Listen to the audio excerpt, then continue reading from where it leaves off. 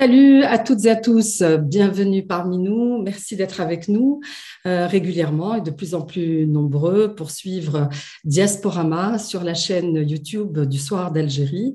Merci d'être de plus en plus nombreux à vous abonner à notre chaîne. Je vous invite à continuer à le faire, à partager, à agrandir ainsi la communauté des spectateurs de la chaîne YouTube du Soir d'Algérie et de Diasporama, bien entendu.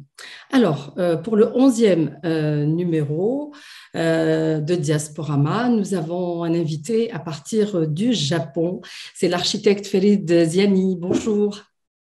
Bonjour, bonjour à Merci d'être tous. avec nous. Merci d'être avec nous. Ravi que vous soyez des nôtres aujourd'hui pour votre Diasporama à partir du Kansai, Kansai ou Kansai. Les Kansai, oui. Ah oui, bah, alors, vous êtes situé où exactement, Farid? Décrivez-nous, plantez-nous le décor. Alors, en fait, si on voit le Japon, il y a deux grandes métropoles. Il y a évidemment la métropole de Tokyo, qui est la plus grande au monde, avec une population à peu près de 37 millions d'habitants. Oui, Et puis, il y a la métropole du Kansai, là où je suis. Donc, c'est une métropole constituée de trois grandes villes, donc Osaka, Kyoto, l'ancienne capitale, et puis Kobe. Et moi, je suis dans une petite ville entre les trois qui s'appelle Himeji. Et je vis dans toute la région, pratiquement.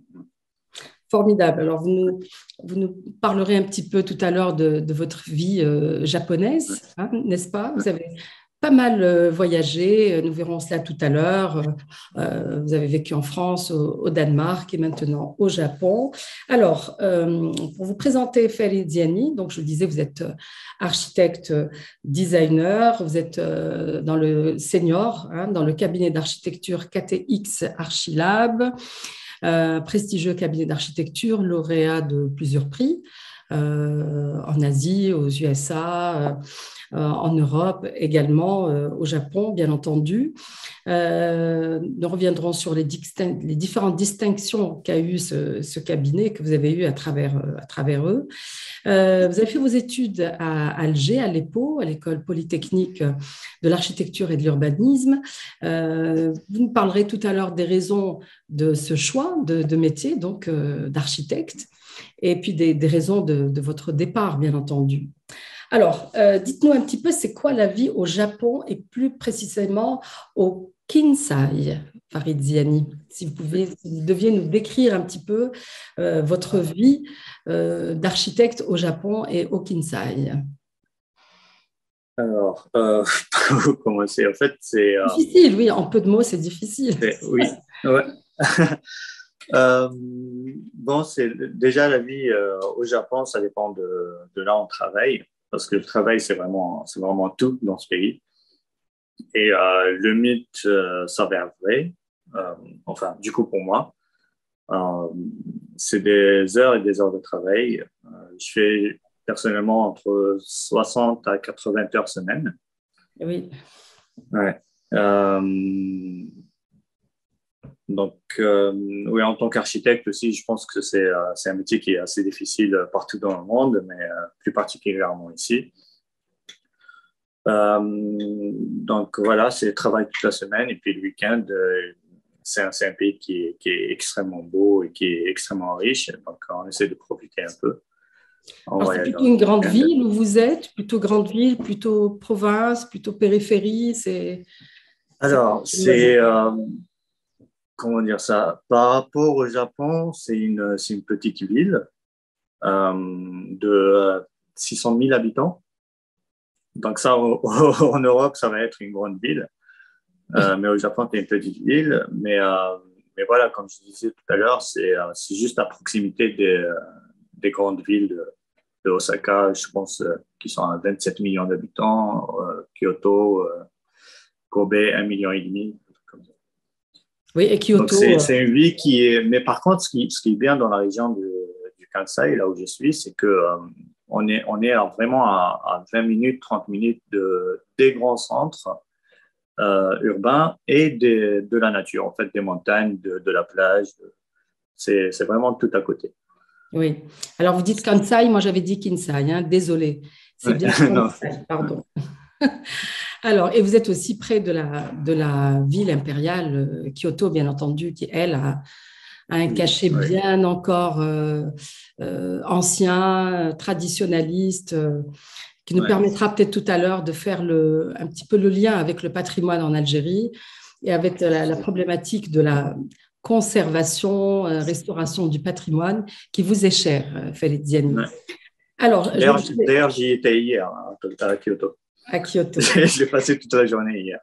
Eh oui. C'est bientôt la fameuse saison de la floraison des cerisiers, où elle a déjà commencé et terminé déjà. Non, elle vient de se terminer. Oui, Il y a un mois à peu près. Ouais. oui. Là, il paraît que c'est la plus belle période pour visiter le Japon. Ah, absolument, oui. Oui, oui. On a des paysages. Ouais. Vous avez bien de la chance. Alors, je disais tout à l'heure, vous êtes architecte, designer senior au sein du cabinet KTX Archilab. Est-ce que vous pouvez nous présenter ce cabinet d'architecture? J'ai eu l'occasion de parcourir un petit peu vos réalisations et elles sont absolument magnifiques. Magnifiquement moderne, post-moderne, ultra post-postmoderne, je ne sais où, futuriste, où ça va, mais vous allez nous dire, vous, mais en tout cas, les réalisations sont absolument sublimes. Alors, est-ce que vous pouvez nous Merci présenter beaucoup. brièvement ce cabinet et les réalisations les plus importantes et les prix et distinctions également les plus importants que vous avez obtenus? Donc, pour KTX Archilab, c'est un cabinet plutôt local de cette ville. C'est un cabinet qui a été fondé par le père, qui lui n'est pas architecte. Il a développé juste un business model il y a 46 ans, je crois, 47 ans. Et puis, il y a son fils qui est devenu architecte. C'est son fils qui est mon ami et qui m'a fait venir ici au Japon. Qui a repris le dessus en ce moment. Et en total, là, en ce moment, on est 4 architectes, dont je suis le seul étranger. Donc, ce qu'on fait, c'est qu'on travaille beaucoup plus sur le commercial. Donc, on fait beaucoup de magasins, on fait des restaurants, on fait des immeubles de bureaux, des showrooms et d'autres choses. Et là, on a fait, par exemple, le projet le plus connu, c'est une chapelle nuptiale. Mais par contre, les 4 dernières années, on a vraiment travaillé énormément sur le médical. C'est-à-dire qu'on fait beaucoup de cliniques de différentes variations, des dentistes, de cliniques d'intérieur et d'urologie, par exemple. Et puis là, on travaille aussi c'est un grand hôpital de 100 lits. J'ai vu que vous êtes déjà mis en mode Covid, voire même post-Covid dans vos réalisations, en intégrant les structures barrières transparentes, etc., n'est-ce pas? Oui, ça c'était un projet d'un client qui est récurrent. C'est un client qui fait des bureaux pour des écoles. Et on lui a fait beaucoup de projets. Et là, quand le Covid a commencé, il nous a contacté pour un projet en urgence en nous disant, parce que pour lui, le design, c'est très important. Et il nous disait que voilà, il nous faut trouver quelque chose, pas les plaques en plastique là qu'on voit partout pour le Covid, mais quelque chose qui est plus beau ou plus représentatif de son esprit design. Et il fallait trouver une solution. Donc, on est venu avec cette idée de mettre des barrières en alternance pour pouvoir passer les documents, mais sans avoir un direct contact avec la personne qui est en face. Oui, c'est extrêmement joli. J'invite vraiment les spectateurs. Fait dans...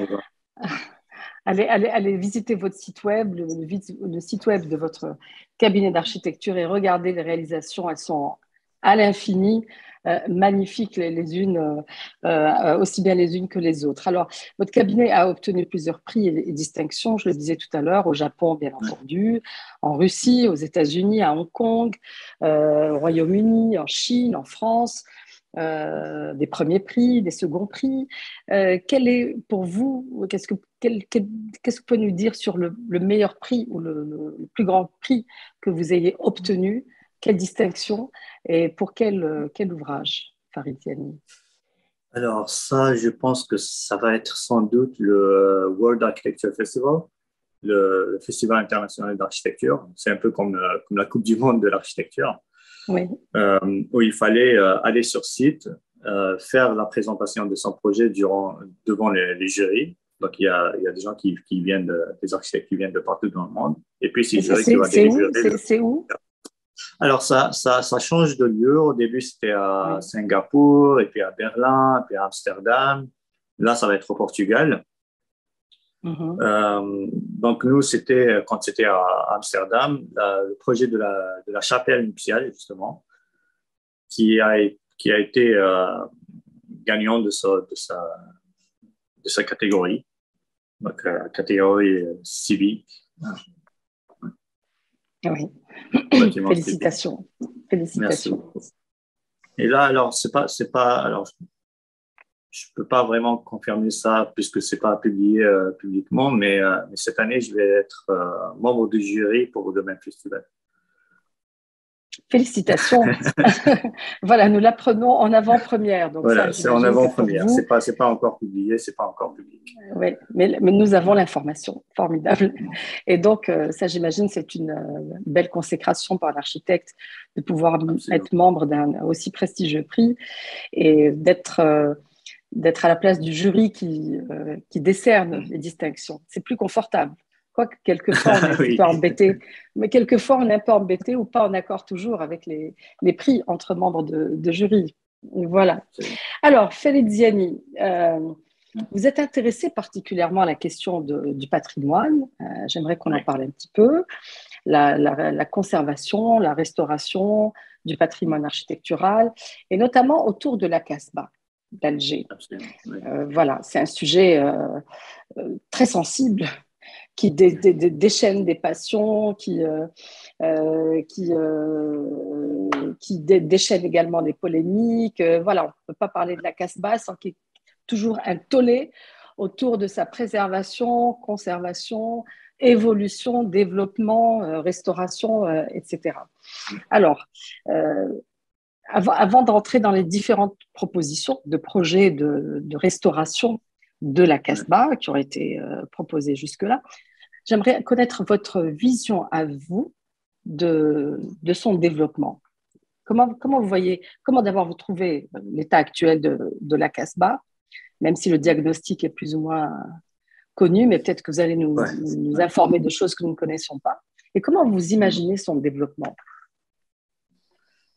Alors pour moi, pour la Casbah, qu'est-ce que je peux dire? En un seul mot, je pense que j'aimerais bien la définir en un seul mot, c'est le mot palimpseste. Alors, un palimpseste, c'est quoi? C'est un parchemin en peau d'animaux qui a été utilisé anciennement pour écrire des messages et puis qui a été effacé et réécrit dessus, et puis réeffacé, et puis réécrit dessus. Ce qu'on appelle un palimpseste. Et pour moi, la Casbah, c'est vraiment ça. Parce que si on regarde son histoire, enfin, ça a commencé avec tous ces comptoirs phéniciens, et puis il y a eu tous les Romains qui sont venus, il y a eu la période espagnole, il y a eu la période locale, hein, déjà berbère de Berbère. Oui, et puis il y a eu l'avènement de la période ottomane, qui, contrairement à ce que la plupart des gens pensent, les Ottomans, ils n'ont pas construit la Casbah, ils ont juste été là-bas. Donc, c'est une construction algérienne. Ils ont peut-être ajouté les fortifications. Peut-être les fortifications. Oui, ils ont ajouté au niveau des choses. Oui. Ils ont ajouté des choses, mais voilà, ça a compté une évolution. Et puis, il y a eu l'avènement de la France qui est venu et qui a détruit plusieurs parties de la Casbah pour reconstruire en style européen. Et puis, il y a eu l'indépendance avec ce qu'on a pu détruire nous-mêmes et qui va être reconstruit d'une manière ou d'une autre. Mais ma vision, c'est plutôt une ville qui n'est pas figée dans la période ottomane, mais d'une ville qui va évoluer forcément, d'une manière ou d'une autre, et qu'il faut qu'on garantisse une belle évolution au lieu de faire des bidonvilles. Ouais. Voilà. J'ai trouvé au détour de mes lectures de vos textes et contributions à publication, ce petit paragraphe justement au sujet de la Casbah. C'est un article intitulé Casbah, les vieux et Jean Nounou. Ouais. C'est pas j'imagine, c'est que vous citez Jean Nouvel, architecte, on y reviendra. Absolument. Ouais. Vous dites, j'ai repris ce paragraphe, ce n'était pas une nouvelle Casbah qui fera l'éloge d'une ancienne que le peuple attend, c'est une Casbah qui évolue, la même Casbah, celle de Boulourine Benouziri, ou du comptoir phénicien, ou même avant, qui continue à vivre et à s'adapter. Et en fait, vous inscrivez dans l'évolution, ce que vous disiez tout à l'heure, de cette Casbah, et non pas la détruire et la reconstruire ou la modifier, mais la faire évoluer. Mais toute la problématique est là. J'ai l'impression, Farid Ziani, toute la problématique de faire évoluer cette Casbah, lui rendre son statut de Médina, donc de ville, au sens propre du terme, une ville qui vit, qui travaille, où il y a une économie, où il y a de l'activité, etc. Toute la problématique est là. Et d'ailleurs, un des projets qui avait été annoncé, notamment celui que devait porter l'architecte français Jean Nouvel, avait pareillement défrayé la chronique, déchaîné les passions, de la part surtout, mais pas que, des architectes algériens. Alors, dites-moi comment vous voyez l'évolution de cette Casbah et quelle est votre opinion à vous, même si moi je la connais, mais enfin la faire connaître sur le projet que devait porter l'architecte Jean Nouvel pour la Casbah. Ah, pour moi étant architecte étant architecte ou étant un Algérien tout court, mais qui a vu beaucoup de modèles ailleurs, c'est que je peux pas vraiment porter un jugement, une critique, ce que je disais justement sur mon texte, sur un quelconque projet si j'ai rien sous les mains. Oui. Donc, en fait, il y a eu beaucoup de débats par rapport à la question de Jean Nouvel qui reprend sur la Casbah, sans que personne ne sache quelles étaient ses intentions, ou quel était son projet, quelle était sa proposition. Alors que tous les projets architecturaux ou tous les projets urbains, ça commence déjà par une proposition, ou une volonté, ou bien une direction, un concept général. Alors que des critiques ont été faites juste par rapport à un nom, par rapport à ces projets différents. Voilà. Là, le problème de la Casbah, justement, c'est pas un problème architectural. Pardon, Farid Ziani, je voudrais juste revenir sur Jean Nouvel. Bon, ça n'était qu'un début de. En fait, vous interrogez sur le choix de Jean Nouvel, non pas sur ses qualités d'architecte ou pas. Rappelons que c'est un architecte français, auteur de l'Institut du monde arabe, aux Émirats de la Sorbonne, j'imagine, du Louvre et de la Sorbonne aux Émirats, à d'autres projets au Qatar, mais peut-être d'autres également projets que je n'ai pas en tête, que vous devez connaître mieux que moi. En fait, vous, ce n'est pas sur l'architecte lui-même. J'ai l'impression que cela vous dérange. Ce qui vous dérange, c'est qu'il soit choisi sans même qu'il ait déjà présenté sa vision du développement de la Casbah ou de sa restauration. C'est ça qui vous embête un peu. Non, mais pas du tout, pas du tout. Même pas. Au contraire, ce qui me dérange, c'est qu'il y ait des critiques sans qu'on sache ce qu'ils étaient ses intentions. D'accord. Alors, est-ce que vous trouvez normal qu'il n'ait pas eu d'intention affichée, que lui-même n'ait pas esquissé quelque chose pour être choisi en tant que porteur de projet? En fait, ça, c'est ce que je dis, c'est que ça ne m'intéresse pas de porter un jugement parce que je ne sais pas ce qu'il a l'intention de faire. Donc, choisir Jean Nouvel ou choisir une autre personne, en fait, pour moi, ça ne m'intéresse pas. Ce qui m'intéresse, c'est le projet proposé. Alors, tant qu'il n'y a pas eu de projet proposé, Là, ça ne me dérange pas que ce soit Jean Nouvel ou autre chose, ou quelqu'un d'autre, je veux dire. Oui. Ce qui m'a dérangé, c'est d'avoir un débat sur le choix d'une personne plutôt que d'attendre d'avoir un projet et avoir un débat sur un projet concret. Donc là, ça ne fait pas avancer vraiment les choses d'avoir un débat. Ce n'est pas constructif du tout. Il fallait juste attendre un petit peu pour qu'on sache au moins ses intentions ou bien son concept qui a proposé. Et là, on peut avoir quelque chose de concret sur lequel on puisse débattre. Ouais. Rappelons que ce projet devait être porté par conjointement par la wilaya d'Alger et la région Île-de-France. D'accord. Bon, ce projet, visiblement, a été avorté. En attendant, un autre. Alors, je vous ai interrompu tout à l'heure. Vous étiez lancé pour nous présenter votre vision du développement de la Casbah d'Alger. Alors, j'aimerais bien la connaître. Alors là, je pense que ma vision elle serait plus exacte en racontant l'anecdote que je raconte souvent. C'est en fait quand j'étais étudiant en France, à Paris, je voulais intégrer l'école de Chaillot. Donc, c'est l'école qui forme les architectes du patrimoine en France. C'est la seule école qui peut former des architectes du patrimoine en France. Et bien sûr, il y a eu un concours pour accéder à l'école. Et durant ce concours-là, on m'a fait passer une interview. On m'a posé la même question. Donc, ils me disent, alors, qu'est-ce que vous proposez pour la Casbah? J'ai dit, bon, l'architecte, c'est comme un médecin. Si j'ai pas de symptômes, si je connais pas mes symptômes exactement, je peux pas vous donner une ordonnance. Et il me redemande encore, mais qu'est-ce que vous proposez en idée générale? Je dis, ce que je veux faire, je veux surtout pas muséifier la ville. Je veux que la ville soit vivante. Mais ça, comment le faire? Si je savais comment le faire, je serais pas dans cette école-là. Je serais déjà en train de travailler. Alors, depuis ce concours jusqu'à là, je pense qu'il y a 10 ans. Oui. Donc, j'ai vu pas mal d'autres exemples, j'ai voyagé un peu plus. Mais dites-moi, vous aviez quand même, j'ai du mal à vous croire, Farid Diani, vous avez quand même votre idée. Vous avez quand même cette Casbah, vous la connaissez, vous avez grandi quand même, vous avez vécu à Alger, vous la connaissez très bien, vous connaissez les symptômes. Vous ne pouvez pas nous dire que vous ne connaissez pas les symptômes. Alors, je connais les symptômes. J'ai du mal à vous croire. Non, je je connais les symptômes.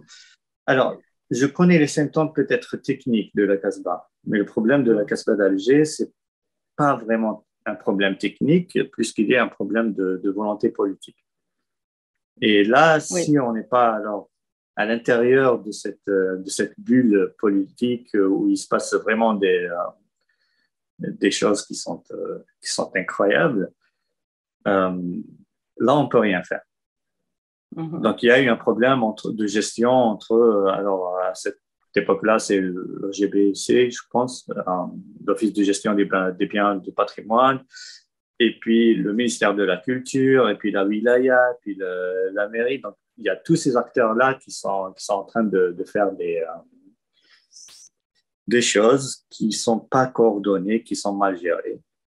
Et si on n'arrive pas à comprendre ce dynamisme-là, on ne pourra pas apporter une solution qui va être viable.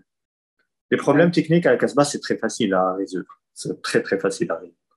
C'est juste une gestion politique qui nous manque. Et puis, il y a aussi, alors, il y a le problème de la surpopulation de la ville. Donc, il y a des bâtiments qui sont évidemment, qui peuvent pas être maintenus. Ça coûte très cher à les maintenir. Donc, ça fait mal au cœur, mais on n'aura pas les moyens de tout restaurer. Donc là, comment faire les critères pour choisir les bâtiments qui vont rester ou les bâtiments qui vont être partiellement détruits ou partiellement consolidés? Là, c'est tout un état. Il faut des techniciens qui sont sur le... Oui. Mais ce qui m'intéresse, moi, personnellement, dans la Casbah d'Alger, là où je veux apporter quelque chose, de la part de l'association, c'est pas vraiment des questions techniques qui m'intéressent, mais c'est des questions d'ordre d'esthétique. C'est-à-dire on a notamment à la Casbah d'Alger, c'est le style qui est mauresque. Avec l'avènement du français, il y a eu l'apport du style néo-mauresque. Donc, on essaie d'interpréter un petit peu ces histoires pour construire là où il y a d'Alger, par exemple, ou bien la Grande Poste. Mais ça reste un peu une interprétation assez figée dans l'histoire. Donc, moi, ce qui m'intéresse, c'est de voir comment est-ce que esthétiquement, on peut produire quelque chose de local en utilisant des produits de l'architecture contemporaine, ou bien des formes contemporaines, ou bien des outils contemporains. C'est ça qui m'intéresse à la Casbah. Et puis, si on arrive à faire ça quelque part ailleurs, si on arrive à avoir une solution qui tient la route, c'est là qu'il faut réagir à l'intérieur de la ville. Vous voulez dire déplacer la ville? Non, pas déplacer la ville, mais faire des essais esthétiques ailleurs, là où on ne peut pas avoir des dommages par rapport au patrimoine. Et une fois qu'on a des résultats qui sont satisfaisants, c'est là qu'on peut intervenir à l'intérieur de la ville d'une manière esthétique. C'est un petit peu le concept des villes nouvelles, quoi, de créer une ville nouvelle, de faire des expériences, effectivement, de faire des expériences architecturales ailleurs, sur un autre terrain, peut-être ressemblant, peut-être, etc. Et puis de voir. Voilà, parce que le concept des villes nouvelles qui était très à la mode à une époque donnée, et puis porté par plusieurs architectes comme Oscar Niemeyer et d'autres. Et puis on revient, j'ai l'impression un petit peu aujourd'hui, sur ce concept des villes nouvelles. Mais comme tous les phénomènes de mode, on y va et on y revient. Avec le recul aujourd'hui, est-ce que vous pensez que c'est quelque chose qui doit exister en Algérie, par exemple? On a construit des villes nouvelles. Non. Alors, on voit ce qu'on fait avec les concepts de villes nouvelles, parce que c'est des projets en fait qui sont assez grands que les enjeux deviennent plus importants et qui deviennent hors de contrôle. C'est pour ça que moi, ce qui m'intéresse, c'est l'esthétique, c'est qu'il faut réagir à des échelles beaucoup plus petites, c'est-à-dire à des échelles d'un seul immeuble ou d'un petit quartier. C'est assez suffisant, à mon avis. Très bien. Dites-nous jusqu'à quel point… Oui. Non, je veux dire, il faut réagir. Là, ce que je fais, par exemple, au Japon, c'est que je fais beaucoup plus… je fais de l'architecture nouvelle, en fait, des nouveaux bâtiments, mais je fais aussi des intérieurs. Ça peut carrément commencer à partir d'un intérieur d'un restaurant, d'un intérieur d'un magasin, des choses comme ça, et puis développer petit à petit l'échelle. Alors justement, lorsque vous parliez tout à l'heure de l'état de détérioration de la Casbah, en fait, de toute présentation, je me demandais jusqu'à quel point l'expérience au Japon pouvait nous être utile à travers vous, Félix Ziani, connaissant enfin l'état du Japon au lendemain de la Deuxième Guerre mondiale, dévasté, ravagé, des villes entières détruites, Hiroshima, Nagasaki, voilà, pour ne citer que celle-là, mais même toutes. Voilà. Et quand on voit le Japon aujourd'hui et toutes ces villes que je viens de citer et bien d'autres sur pied, de beaux immeubles, de belles artères, enfin, tout bien, enfin, on devient presque révisionniste, quoi. L'histoire, on se dit non, les bombes ne sont pas passées par là, c'est pas possible. Alors, jusqu'à quel point cette ville, ce pays a-t-il expérimenté sa résilience face au drame qu'il a vécu? Et comment est-ce que vous pouvez faire le parallèle avec encore une ville comme la Casbah d'Alger, mais même d'autres en Algérie? Mais puisque nous parlons de la Casbah, jusqu'à quel point est-ce que l'expérience japonaise que vous connaissez très bien pourrait, par exemple, vous servir ou nous servir, ou servir les autorités politiques, puisque tout est question de volonté politique, pour faire émerger cette Casbah, la faire sortir de ses ruines, de ses décombres.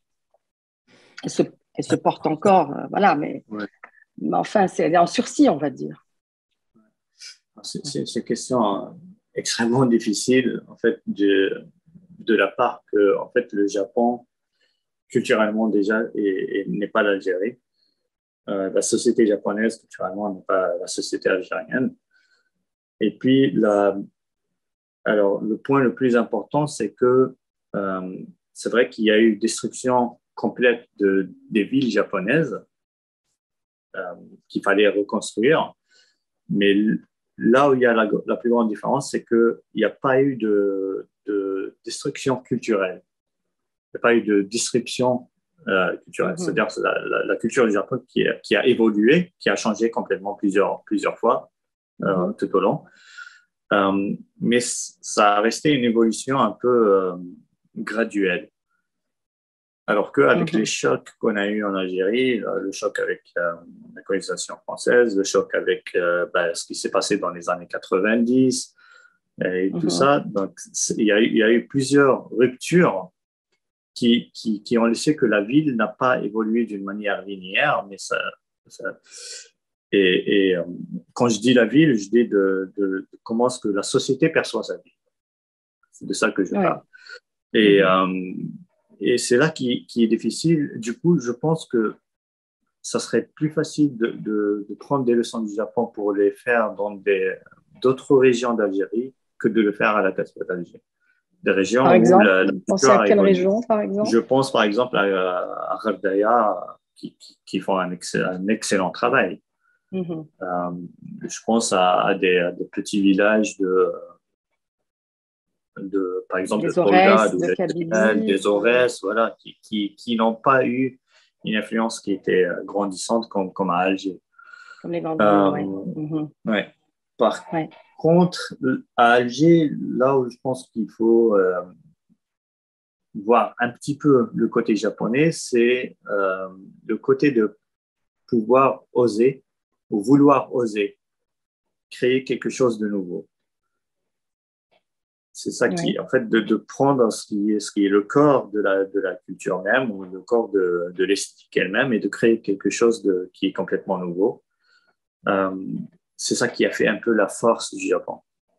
Donc, il restaure à l'identique. Par exemple, si on va à Kyoto, donc on va trouver un temple qui date du XIIIe siècle ou quelque chose comme ça, qui est restauré complètement à l'identique, mais juste à côté, on lance quelque chose complètement nouveau, mais qui reprend un peu l'esprit de la chose.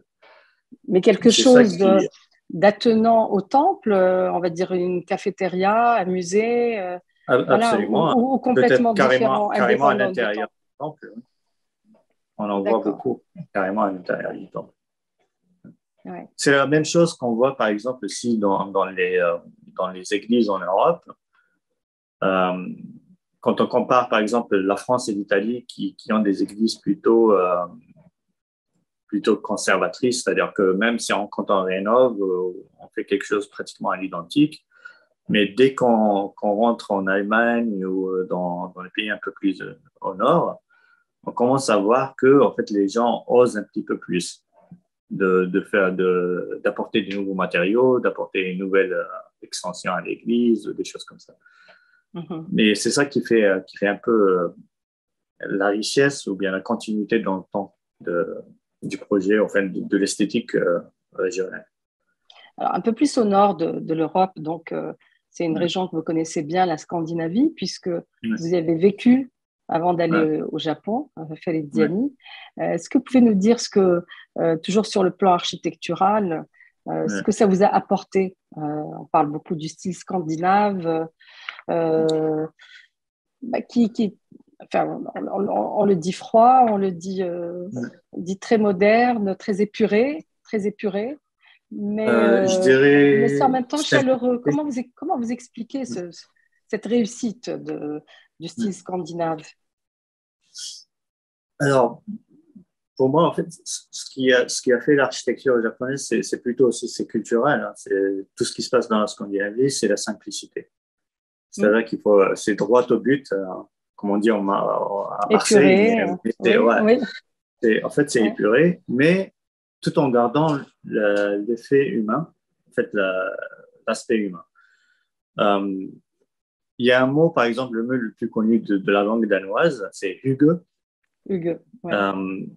Qui est difficilement, on ne peut pas le traduire en fait, mais c'est un peu de se sentir bien à la maison ou entre ses amis, au travail, de se sentir cette chaleur humaine. Bien-être, ouais, et bien-être. Voilà, bien-être. Et ils essaient d'intégrer ça dans tous leurs projets, c'est-à-dire que même si le bâtiment, ou bien la chambre, elle est toute blanche, donc ce qui est un peu froid, mais juste avec la fourniture qu'il y a à l'intérieur, ou bien comment Le ils utilisent la mobilier. lumière, Ouais. ou bien comment ils utilisent, en fait, ils mettent souvent des chandelles partout, ou bien des objets qui ont un peu un esprit, qui rapporte un esprit Oui. à la chambre. C'est ça qui Une m'a chaleur, apporté. une peau de mouton, voilà, en fait, des Absolument. choses de la nature. Voilà. Ce qui m'a fasciné dans ces pays, c'est comment, effectivement, ils ont réussi à faire des choses simples, mais qui restent chaleureuses par rapport à l'humain. Oui, et c'est un style tendance depuis plusieurs années, le style scandinave en architecture, en décoration intérieure, en art de vivre également, comme vous dites, est devenu une grande référence depuis pas mal d'années déjà, tout comme le style japonais dans un registre complètement différent. Hein. Le style épuré, hein, quand je parle d'intérieur, d'architecture intérieure très épurée, minimaliste, etc., et qui laisse plus de place à la réflexion, à l'introspection, à la créativité également, pas très encombrée, voire pas du tout. Voire pas du tout. Ouais. Pas du tout. Alors, vous avez un regard sur des constructions nouvelles en Algérie et au vu de ce que ce que vous nous avez dit tout à l'heure, effectivement, en Algérie, nous remarquons un manque, on va dire un manque d'intégration de notions architecturales locales dans les constructions des maisons. Vous regrettez qu'il n'y ait pas beaucoup de jardins, qu'il y ait des maisons construites, des douerettes, des petites maisons sans jardin, que le Westdar, le fameux patio Westdar, hein, qui en plus de l'effet esthétique, a également des effets sur la ventilation, la climatisation, l'aération des chambres, etc., est disparu au profit des maisons de Shbek, en parlant de grillage, de barodage, etc. Comment en est-on arrivé là, d'après vous, Khalid Diaby? Comment en est-on arrivé là, mais en masse? Je veux dire, la problématique, elle est en masse. Le barodage, on peut comprendre, peut-être les années 90, l'insécurité, etc. Mais cette perte d'espace vert, de patio, de couloirs d'aération, comment vous expliquez qu'on soit arrivé là aujourd'hui, complètement éloigné de nos maisons? Je pense que c'est l'effet rupture sur lequel je parlais, en fait. C'est l'effet rupture du passé. On a eu, juste après l'indépendance. Je ne sais pas quand est-ce que vraiment ça c'est parti en cacahuète, pour dire ça comme ça. Mais on a, en fait, peut-être c'est par rapport après l'indépendance, quand les gens ils ont essayé de bouger, de changer de lieu de résidence, et qu'ils n'ont pas réussi à intégrer le nouveau mode d'habitation. Je fais référence beaucoup souvent à gens, en fait, c'est un phénomène international, hein, que les gens habitent de plus en plus en ville. Mais aussi, en fait, c'est une rupture sociale, c'est-à-dire on fait plus attention à nos voisins, plutôt à nous-mêmes. C'est pour ça qu'en Algérie, toutes nos maisons, elles sont bien décorées à l'intérieur, elles sont bien finies, elles sont bien propres à l'intérieur, mais à l'extérieur, on ne fait aucun effort. Je pense, pour moi, ça a un lien un peu social, en fait, sociologique. On s'éloigne de nous-mêmes, peut-être. On fait plus attention à nos voisins. Oui. On s'est un petit peu éloigné de nous-mêmes, c'est-à-dire en renonçant à certains concepts qui faisaient nos maisons, qu'on peut moderniser et faire évoluer, comme vous dites. On le voit autour de la Méditerranée, en Grèce, en Espagne, en Italie, enfin autour du bassin méditerranéen, où on retrouve un petit peu cette même architecture dont on parlait tout à l'heure. Ils ont parfaitement su la faire évoluer, moderniser. mais en même temps, avec ces quelques notes, voilà, on n'efface pas tout et on recommence, Alors, comme vous disiez au ouais, début, ouais, on fait évoluer les styles et les genres. ouais. Là, en Hein. fait, il y a deux problèmes qui sont différents. C'est le problème de ne pas avoir intégré euh, la construction locale dans des constructions nouvelles. Et ça, c'est la question difficile. Mais l'autre question, ce qui nous désole tous, c'est de ne pas pouvoir construire bien. C'est-à-dire que même si on nie toutes les identifications locales, Oui, c'est-à-dire que je veux construire quelque chose qui n'est pas algérien, même oui, ça, on n'arrive pas à le faire aujourd'hui en Algérie.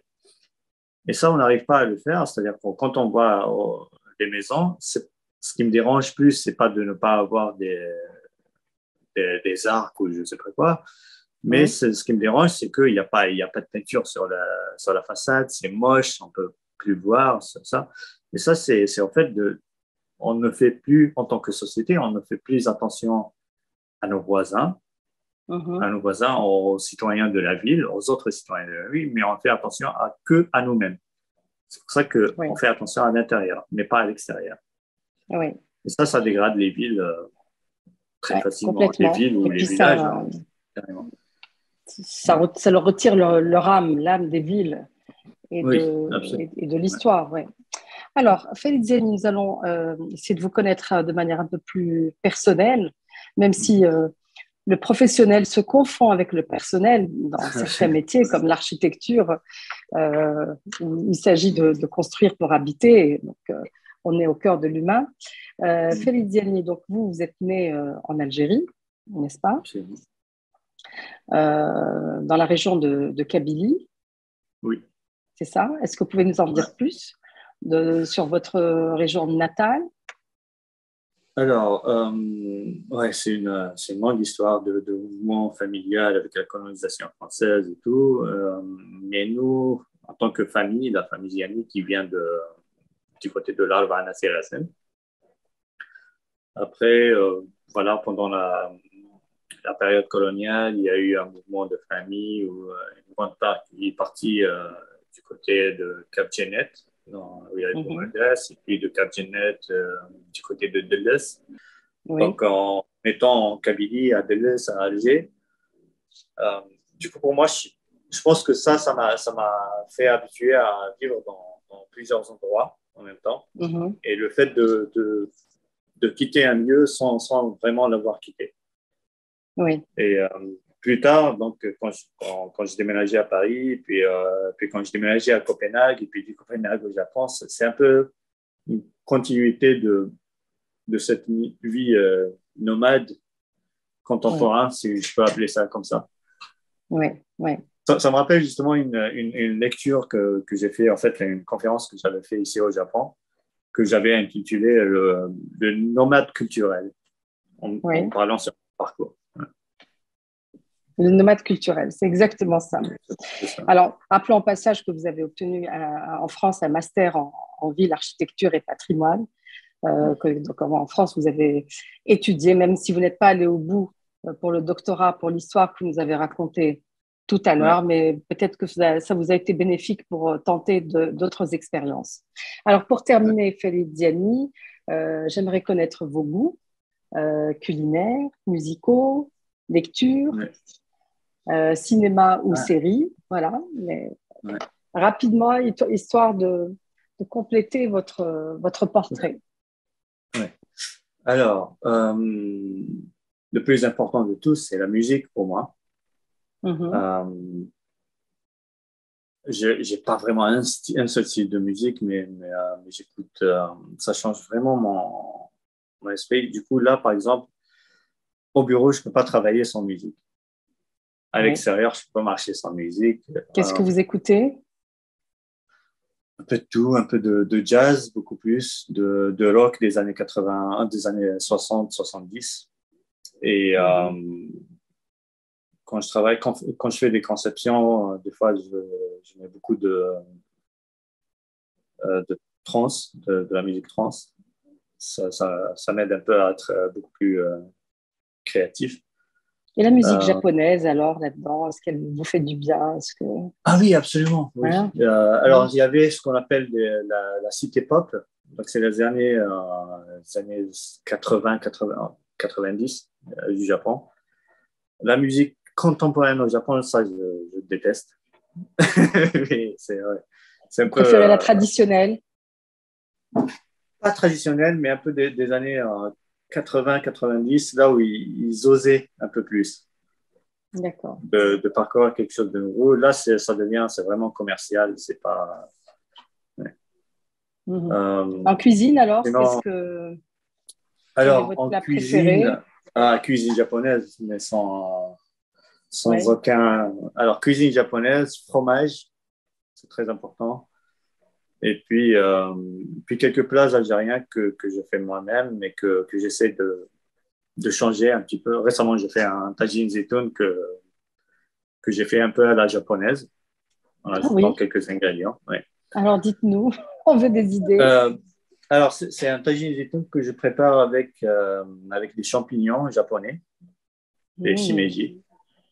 Et ouais, en donnant à la sauce un peu, en la faisant un peu plus légère, en attendant quelques yuzu kosho, des épices un peu japonaises. Ouais. Ouais. Donc, Fusion. j'ai fait Ouais. ça. Je fais mon propre macarotte. J'adore ça. Euh, je fais du aroma koran. Mhm. Euh, La galette, ouais. c'est du pain. La Ouais. galette, la galette kabyle, ouais. La Ça, je galette l'ai fait kabyle, tous ouais. moi-même. Donc, Ouais. alors, j'ai énormément de Couscous, chance. non? Il y a une. Hmm? Couscous? Couscous? Couscous, ouais, mais c'est pas mon préféré. Je sais pas pourquoi. Je Bon. le mange, mais ça reste pas. Ouais, c'est pas mon Bon. préféré. Ouais. Là Mhm. où j'ai beaucoup de chance, c'est qu'il y a une île juste à côté de là où j'habite. C'est 1 heure en ferry, 1 heure en bateau. C'est l'île des Olives. Donc, je me retrouve là-bas. C'est retour en Waouh. Kabylie. Ah Ouais. bah Il oui. y a une huile d'olive qui est excellente. Et tous les oliviers qui viennent de la Méditerranée, justement. Ah d'accord. Ouais. D'accord, planté là-bas. Voilà, planté là-bas. Ouais. Ah ouais, ouais. Intéressant.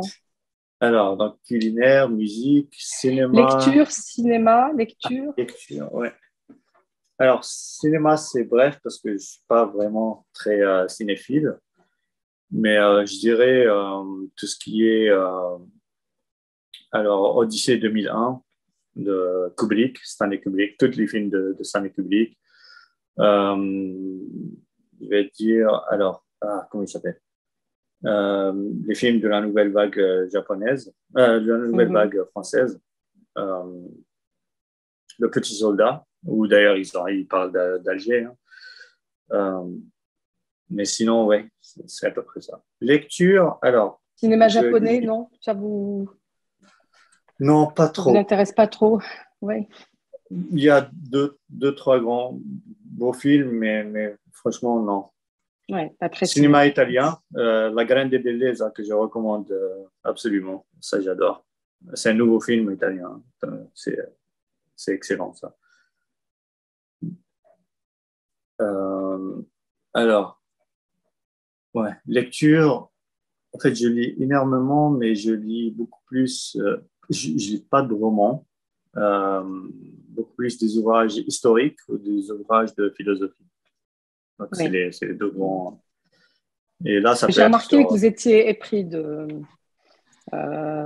philosophie, de contemplation, de réflexion sur le temps, sur la notion du temps.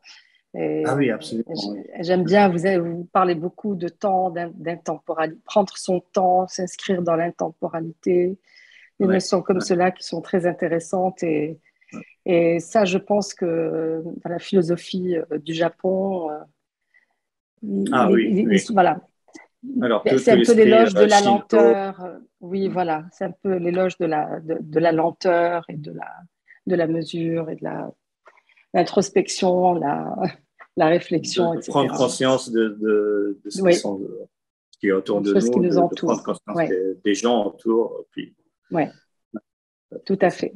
Alors, dernière question, Farid Diani, oui. la question récurrente de Diasporama, Ah, qui concerne le jour du grand départ. Alors, Ouais. vous pouvez choisir un de vos multiples départs, mais Ouais. peut-être le premier, le jour du grand départ, qu'avez-vous emporté dans vos bagages de précieux à vos yeux, qui vous étaient chers? Alors, je vais choisir, le départ à Algérie-France, hein, parce que c'est là où c'était le premier vraiment grand départ. Euh, c'est la valise elle-même, euh, qui est encore là chez moi, que Oui, j'utilise. C'est la valise qui appartenait à mon grand-père, Rayahmo, et il était parti à faire le Hajj avec cette valise. que vous Donc je la utilisez garde encore aujourd'hui. Oui. Alors c'est une grande valise, donc je n'utilise pas souvent, mais